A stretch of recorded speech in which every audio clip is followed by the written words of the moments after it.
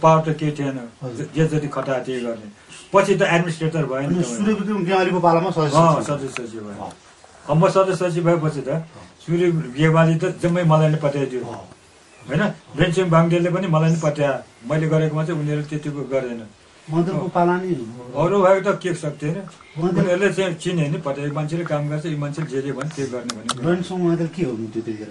उपकुलपति, सूर्यविक्रम गेवाली कुलपति, रेन्सिङ बाङ्देल उपकुलपति।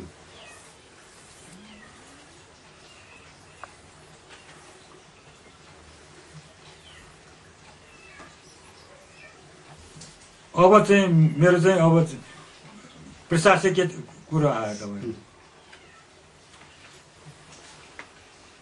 त्यही यही बेला चाहिँ अनि म चाहिँ रुस गएँ डेलिगेसनको रूपमा।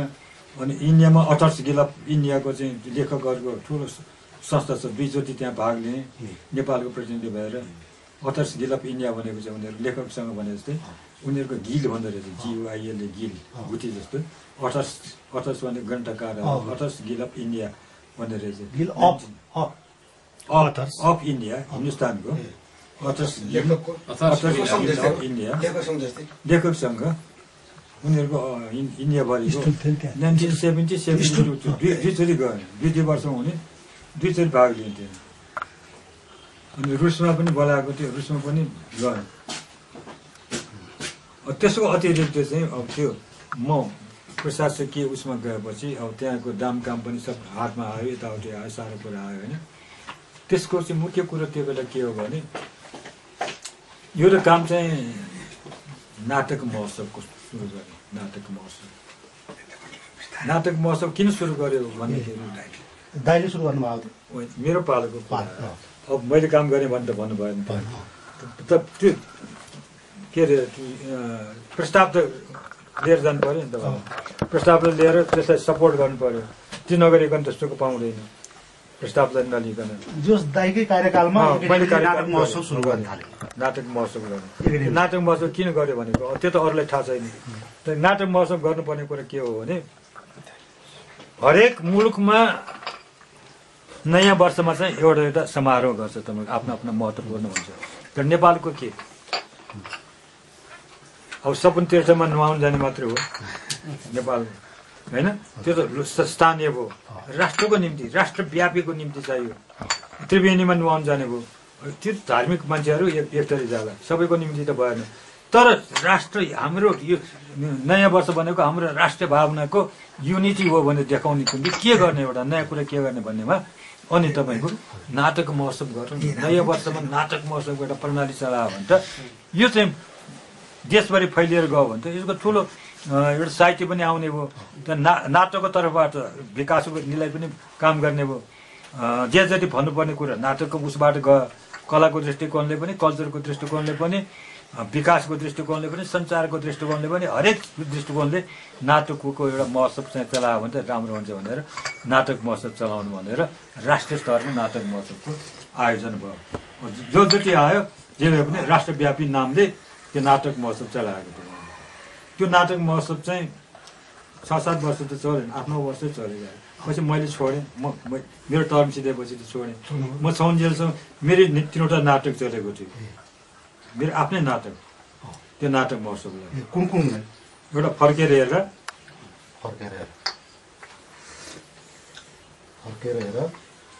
हेर्दा पूर्णाङ्गी नाटक हो, फुल एक्ट प्ले। एउटा सपना बिउजन छ,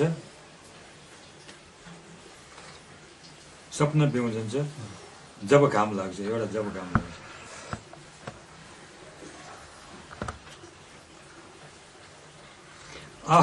कुरो चाहिँ के हो भने एक दिन कुलपतिले बोलाएर जसरी हस् बोलाएपछि जानु परेन उनी अफिसमा गयो। होइन यो एकाडेमीको यत्रो हल छ, यति राम्रो मेचहरू छन्, कुर्सीहरू छन्, सारा कुराहरू छन्, सामान सारा कुरा छन्, सारा कुरा गर्छन्। विजयबहादुरजी तपाईँको नाटकको 1 नम्बरको नाटक छ, श्यामदास छन्, सारा छन्, यिनीहरू छन्। तर जति नाटक गर्यो त्यति लस हुन्छ। किन कुरो त्यहाँ आम्दानी हुन त पुरै छैन। जति नाटक खेला उति लस, चल्दैन। टिकट चलायो चल्दैन, निम्ता गऱ्यो, निम्ता गरेको दिन चाहिँ आउँछ होइन, राम्रो छ नाटक कस्तो नाटक ढुङ्गाको मान्छे यस्तै पत्थरको मान्छे यस्तै यस्ता टप्पेकर पनि गजब विजयबहादुरको टप्पेको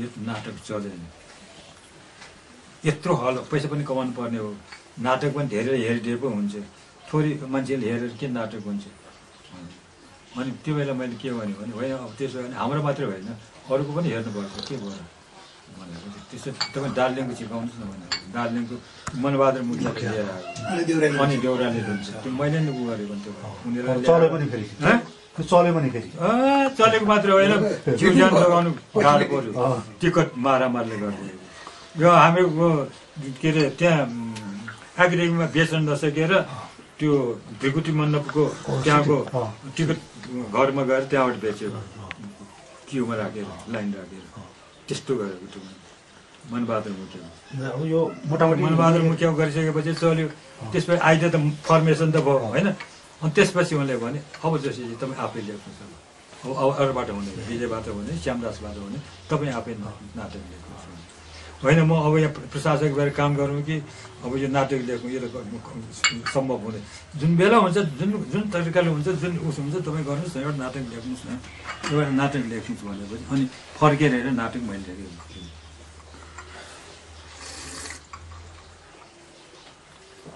त्यो बेला बेटेजीले एउटा त्यो बेलासम्म तपाईँको मोटर थिएन उपकुलपट्टि पनि मोटर हिँडेरै आउँथे हिँडेरै जान्थे पान खान्थे उयो गर्थे कुराकानी गर्थे जम्मै कसैलाई तपाईँको मोटर सटर थिएन अनि बेटीको पालामा आएपछि एउटा मोटर किनेछ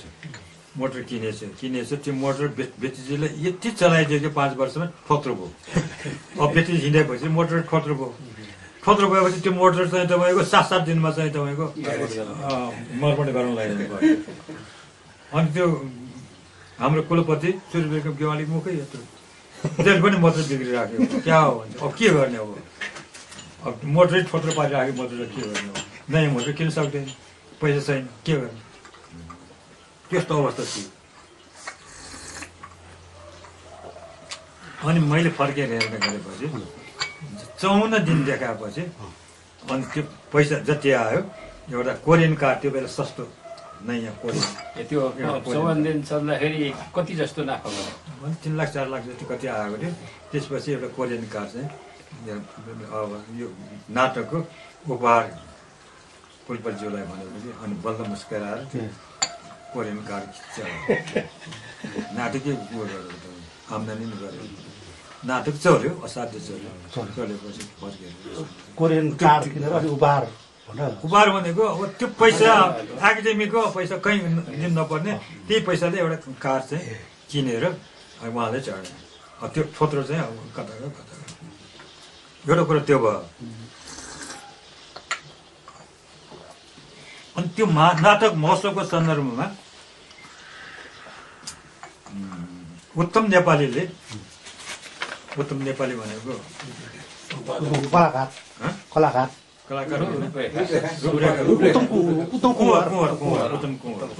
रूपरेखा लेखाउँथ्यो होइन रूपरेखाले के हो अरे भने राजालाई के त्यो नाटक महोत्सवमा राजाले एउटा भाषण चाहिँ बक्स्यो नाटक देखाएपछि एउटा भाषण बक्स्यो त्यो भाषणलाई उसले टिपेर मान्छे त अब राजाले भने वीरेन्द्रले गरेपछि उसले के गर्यो भने सरकारले जुन भाषण बक्स्यो त्यो सम्भव छैन यो काठमाडौँमा त यत्रो हल भएको हुनाले हलमा मान्छे हेर्न आयो सारा कुरा नाटक जल्यो त्यो गाउँघरमा यस्तो हल त छैन त्यो गाउँघरमा कसरी विकास होला हलै नभएको ठाउँमा सरकारको स्पिचले त त्यहाँ त काम दिँदैन त्यस हरेक जिल्लामा हरेक गाउँमा जहाँ नाटक त्यहाँ चाहिँ बनाइदिनु पर्यो नाचघर बनाइदिनु पर्यो नाचघर नभएको ठाउँमा कहाँको विकास हुन्छ नाचले भनेर उनले समातेर 4 पोइन्ट भयो के पोइन्टमा समातेर उनले पत्रिकामा मात्रै हो त्यो पत्रिकाबाट दरबारमा पठाएपछि हलचल भयो अब के गर्ने राजाले जवाब दिनुपर्ने जवाब के दियो भने यो जेचोटि मैले भने हुन त उनले कति विचार गरेको होला उनको ठाउँको यो कहाँ देश होइन कहाँ के गरेर सब भनेको यो नाटकको निमित्त नाचगरी चाहिन्छ भन्ने कुरो त होइन यो सन्दर्भमा मैले भनेको हाम्रो देशमा पनि बिस्तारै होला के होला भनेर उनले जवाब चाहिँ दिएपछि उनी चाहिँ पन्सेपछि अनि राजाको सवारी थियो तपाईँको वीरेन्द्रको धनकोटा क्याम्प बोला ल त्यो फर्केर हेरेर लिएर आउनु त्यो नाटक लिएर आउँदा भनेर भन्नु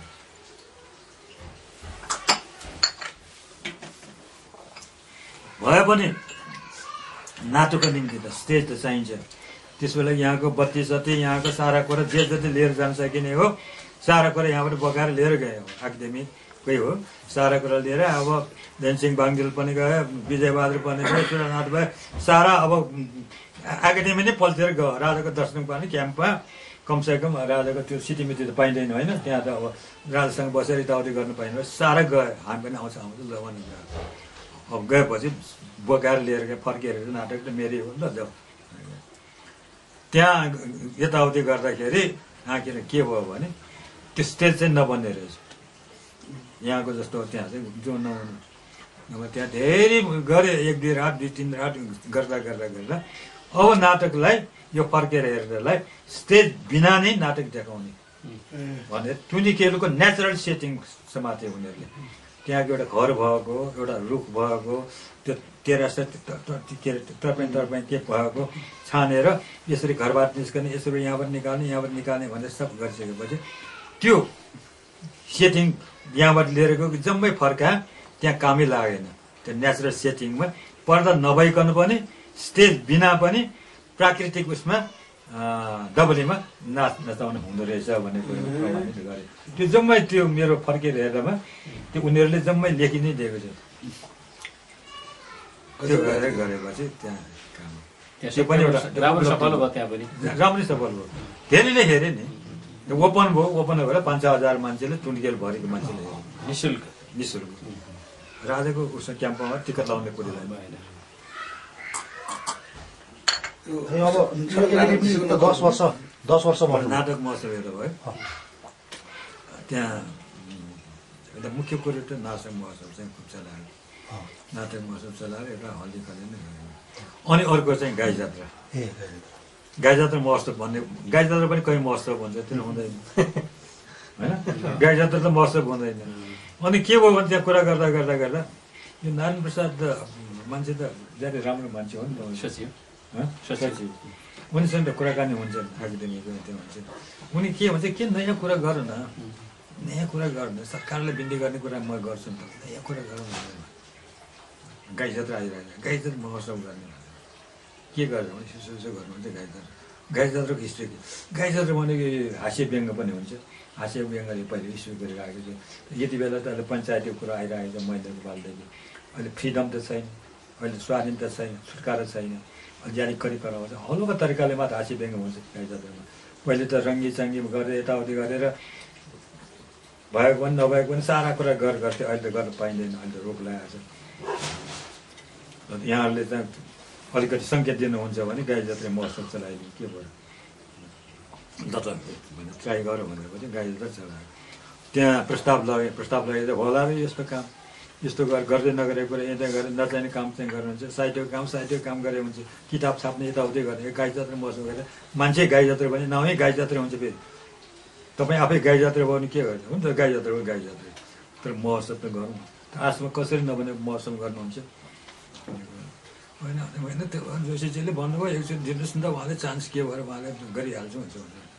अनि स्वीकृति भयो भने गाई जात्रा महोत्सव गरेँ। गाई जात्रा महोत्सव गरेपछि मोबिलाइज गरेँ।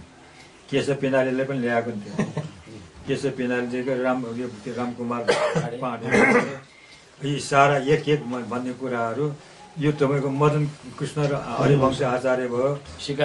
अर्को चाहिँ उतातिर कमलनाथ मैनाली थियो होला, गोपालनाथ मैनाली। अर्को उतातिरको चाहिँ उहाँको थापासीको थियो के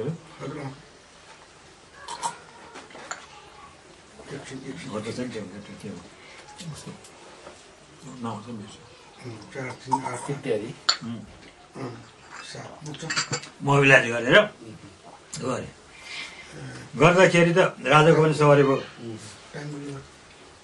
यो लक्ष्मण लोहनी र यादव खरेल यी दुईजना मार्नु परेको थियो त्यो बेला।